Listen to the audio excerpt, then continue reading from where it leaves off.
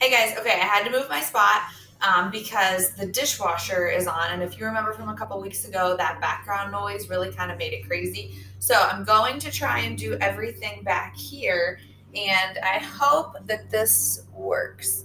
Let me see what that is. Okay, all right, so remember we always want to pull our hair back, get our hands washed before we get started. Today I'm going to do fajitas. Now, again, when we talk about this, we talk about how when you are using your measuring utensils, always using them in the order that it makes the most sense. So a lot of times people think we don't have to measure. I will always encourage you to measure. It's just going to make you better. Once you feel confident, once you know what you're doing, and you kind of want to go with, your own flavor. Like there are some things that I will say, it's okay maybe if you want to add as much as you want. But when we're doing something like this, we want to start. Now, maybe you have like a fajita kit, okay? In creative cooking, when you take creative cooking, we typically make fajitas in there. Actually, about this time of year, we try to kind of go with things that are in season, or whatever holiday we're on, what's coming up. So we try to make our foods based upon that. So for this, I don't have a fajita seasoning. We're going to use cumin, oregano, and garlic powder. And cumin is one of those foods one of those seasonings rather, that I do use pretty frequently. Hang on, I got a kid trying to come in. Okay, I had to shoo her away, but we'll see. She's at honey, I'm making a video for class. What do you need? Oh, I need a video. Okay, well, you'll have to wait just a minute, okay? Okay, bye, guys. The lawnmower is pretty loud. That's why I shut the door, too. Okay. All right, so in the back of our kitchen, which if you have seen it, there's a window, and it's kind of new, so my kids love to just pop up in that window and talk to me, even though when I shoo them outside and tell them that they're done. Okay, so I have our cumin, our oregano, and our salt, and pretty much that's it. Okay, so what we'll do is we'll kind of mix that up. Now, when we mix these two things, those three seasonings up, and I had them in my bowl, I'm going to go ahead and I'm going to put these in a gallon-sized bag. When you marinate, you can marinate in a bowl, in a bag, you want it to be something that's airtight. Okay, I'm going to go ahead and set these over here. We are going to add some oil, but we'll go ahead and add that at the end. I cut peppers, and I did this because this is one of those things I don't know that you guys always want to sit and watch me cut up things, but this is called julienne, Julienne, and julienne style just means long and thin. If you've ever gotten fajitas at a restaurant, usually they bring them out flaming, and that's kind of fun. And if you've ever heard about my very, very short-lived time as a server, it was during Fajita Week at a Mexican restaurant, and I lasted 5 days. It was awful. Lots of burns on my arms. That was not a job I was cut out for. So these are our peppers. I went ahead and have those cut. And then I have our chicken here, which I'm going to show you this. And again, I'm not going to make you watch me cut up all the chicken, but I wanted to show you a couple things. So this is a chicken breast, okay? And whenever you buy, let me cut this off for 1 sec so I can show you this part.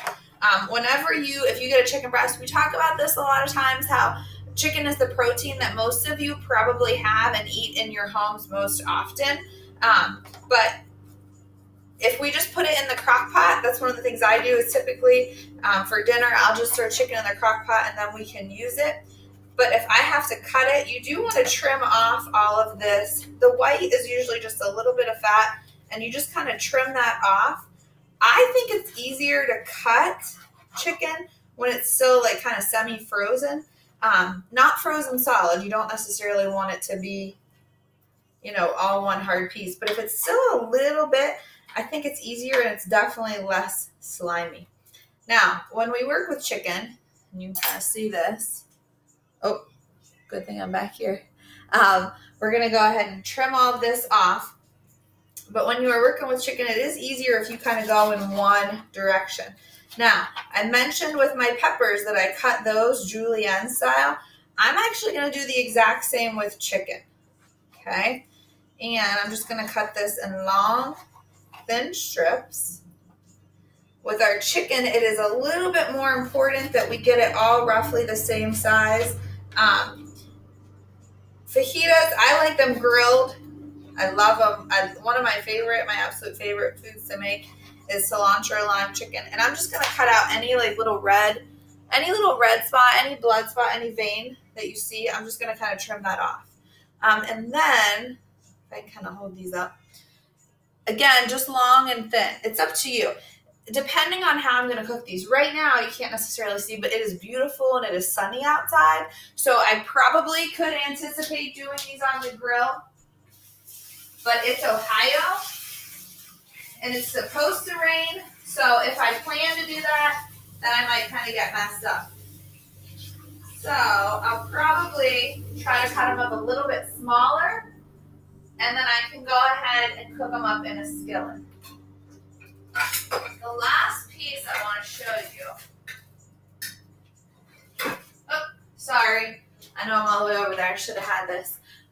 Remember our liquid measuring cup, okay? So we're just going to measure out some olive oil. You could use canola oil. You could use olive oil, whichever you kind of want. And I'm going to put this in at the end.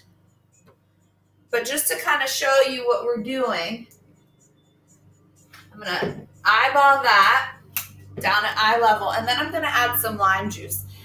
I mentioned that cilantro lime chicken is one of my favorites. If we were at school, I would have you guys use fresh lime juice.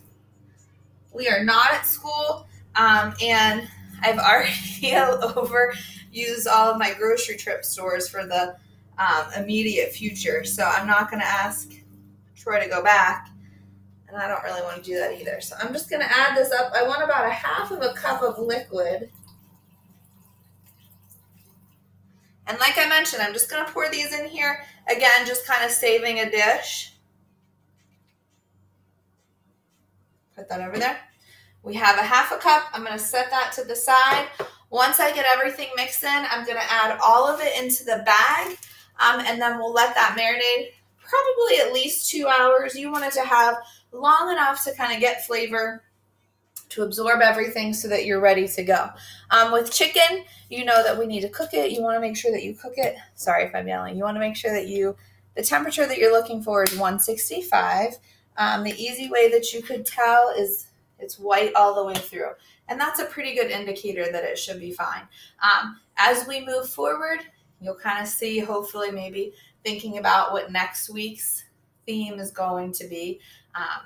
And I should actually say the next couple weeks. Just trying to kind of get you to think about using things that you already have and ways that you could prepare them.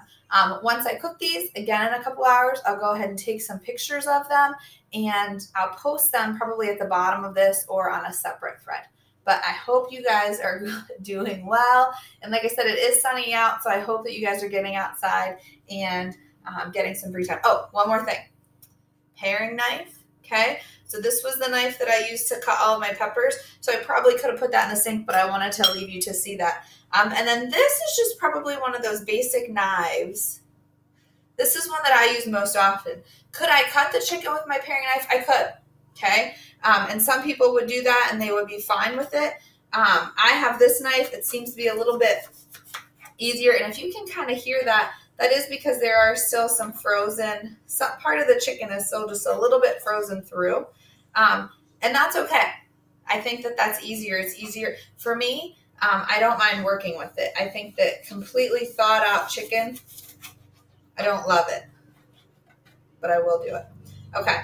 I'm going to stop touching this, and then I'm going to go wash my hands and turn this off. Always washing your hands with chicken. Same with eggs. A little bit concerned. We got to think about salmonella, making sure that we're washing everything, wiping everything down. I hope you guys are doing good and staying healthy. I'll talk to you soon.